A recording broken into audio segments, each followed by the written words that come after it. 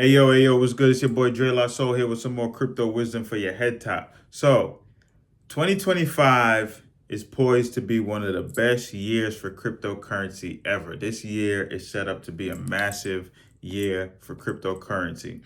One of the reasons being is that Trump is pro crypto and Trump's administration is pro crypto as well. His entire administration is pro crypto. This is the first time in the existence of cryptocurrency where we have a government in the United States where everybody's supporting cryptocurrency, right? Past few years, we had the government fighting cryptocurrency. We had the SEC, right? The Security Exchange Commission. We had them fighting cryptocurrency, specifically Gary Gensler. Gary Gensler was the chairman of the SEC. The crazy thing is that Gary Gensler actually was a professor at MIT and he was teaching blockchain before he got that position as chairman at the SEC. Now, once he got that position, his main mission was to fight cryptocurrency and fight cryptocurrency companies. There was a lot of big CEOs that were, sent Wells notices. They actually did some time, like CZ, who was the CEO of Binance, did some time. Brian Armstrong, who is the CEO of Coinbase, was going back and forth with the government as well, or the SEC specifically as well, with different court cases. Everyone knows about XRP. That was a big court case where they were going back and forth trying to determine if these coins were security or not. You had a bunch of coins that were removed from certain exchanges. Like, for instance, you had coins like Solana, XRP, and a lot of other coins that were removed from Robinhood because they were pretty much saying that they were security. Whereas Bitcoin is a commodity. It's already considered a commodity. Commodity could be like gold, like oil, things like that. Bitcoin is in that category. And it's crazy because just now, this is some random facts, but cacao beans was the only commodity that outperformed Bitcoin for 2024, which is crazy. I guess everybody loves chocolate, right? But saying all this to say that we finally got an administration that is pro crypto and is supporting cryptocurrency, right? Like I was saying before, Gary Gensler has been fighting cryptocurrency, but guess what? Gary Gensler is out of here and he's being replaced with someone that's actually pro crypto, someone that's been in the crypto space already and has been, moving and shaking in the crypto space, right? So, since the inception of cryptocurrency, you had people saying that it was rat poison squared. You had Charlie Munger, Warren Buffett, who are, the OGs of the investment world, right? The people that everyone looks up to when it comes to investing. They were talking crap about Bitcoin every chance they got. Every time they asked them about Bitcoin. But what do you expect? They're 90 plus years old. They already mastered what they do as far as investments, and they don't necessarily need Bitcoin, right? So I ain't really mad at Warren Buffett. I still rock with Warren Buffett because I still think about his fundamentals when it comes to investing: buying the red, selling the green, right? And buy value, right? And some people might say that Bitcoin don't have no value, but Bitcoin does have value because blockchain is the only mechanism where two parties that don't know each other and don't trust each other can transact, right? It is proven that Bitcoin is a store of gold. It is proven that Bitcoin can also be a reserve for a country or a government, i.e. El Salvador. They've converted to have Bitcoin as their main reserve, and they're also mining Bitcoin with their volcanoes, which is super dope, right? Now, just going back to why I think this is going to be the best year for cryptocurrency. The crazy thing is that this is the year after a Bitcoin halving. The Bitcoin halving happens every 4 years. It's an event where those that mine Bitcoin, their rewards for mining Bitcoin get cut in half, right? 2024, April, was another Bitcoin halving. Normally, history shows that the year after the Bitcoin halving is where the crypto market goes exponentially insane and crazy, right? Price is going to skyrocket, right? So with that being said, we are now in the year following that, right? In addition to that, we're in a year where new president just got added to just, took office, a new president, what have you, right? So one, that president is gonna want to spend some money. On top of that, we got Trump, who's pro-business, pro-investments, and all that good stuff. So money's going to be spent and money's going to be made on top of that, right? You got to spend money to make money, right?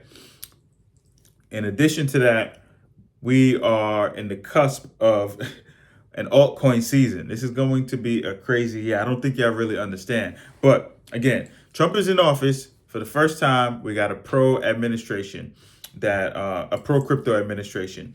Our vice president, JD Vance, he almost has 500K in Bitcoin.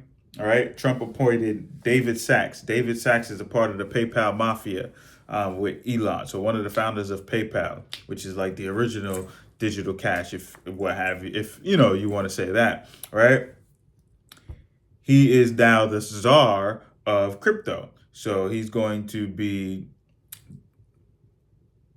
I wouldn't say the regulator, but he's going to be the person that the government essentially has to speak to when it comes to crypto. And he's going to be the person that represents crypto for the country. He's also going to be the person that's going to go out there and speak on, the United States' behalf in regards to crypto, and not just crypto, artificial intelligence and all of these disruptive technologies, right?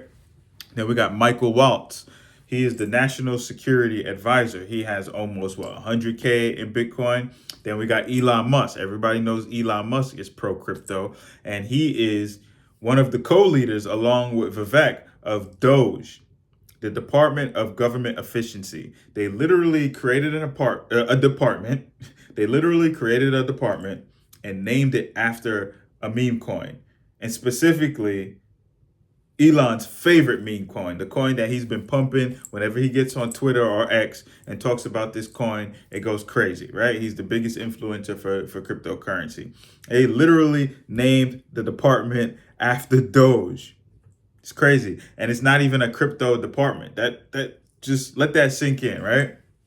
So we got all those people that he appointed that are pro crypto, and they were pro crypto before he even appointed them, right? Now, going back to the history of cryptocurrency, for years, crypto has been fought. Governments, institutions have been fighting crypto. Different countries have been banning crypto. China banned crypto like how many different times? Nigeria banned Bitcoin at one point. A lot of countries banned crypto. Then they turned the ban off. Now they're pro crypto. Now that they see that certain countries are,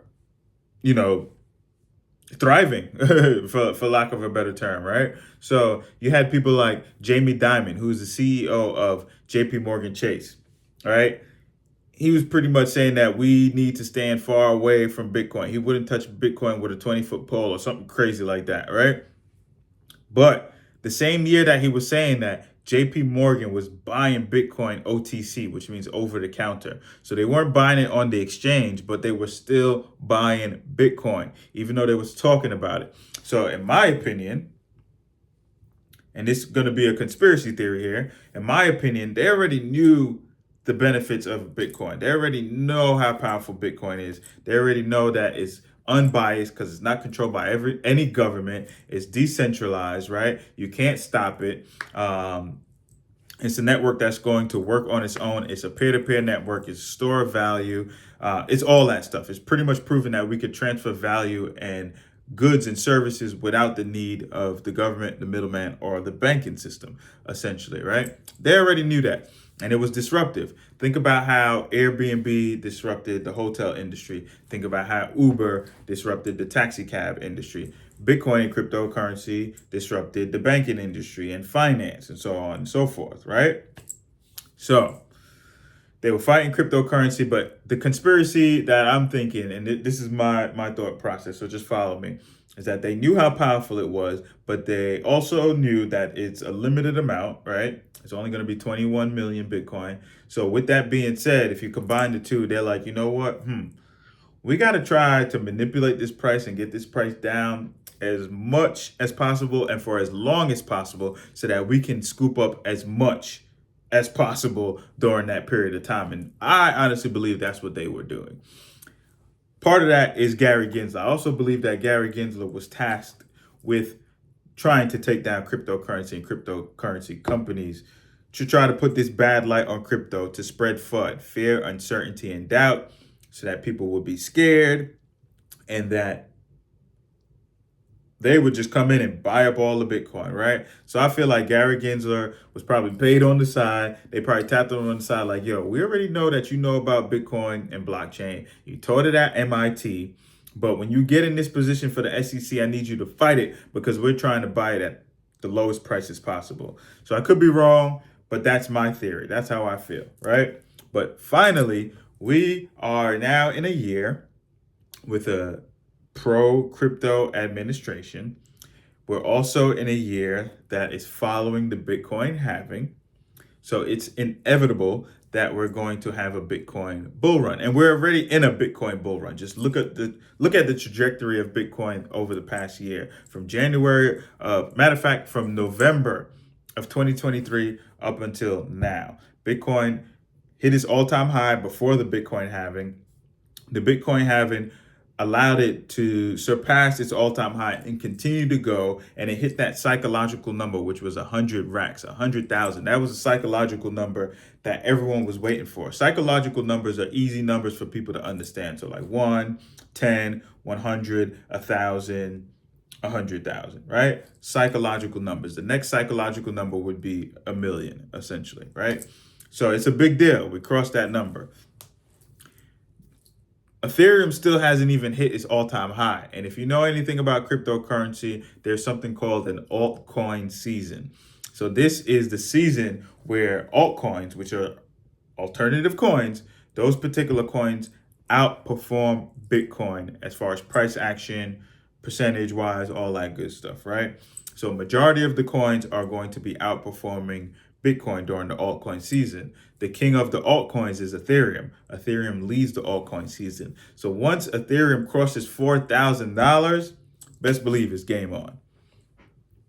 Yo, this is going to be a crazy year for cryptocurrency. I'm super excited. I hope y'all excited as well.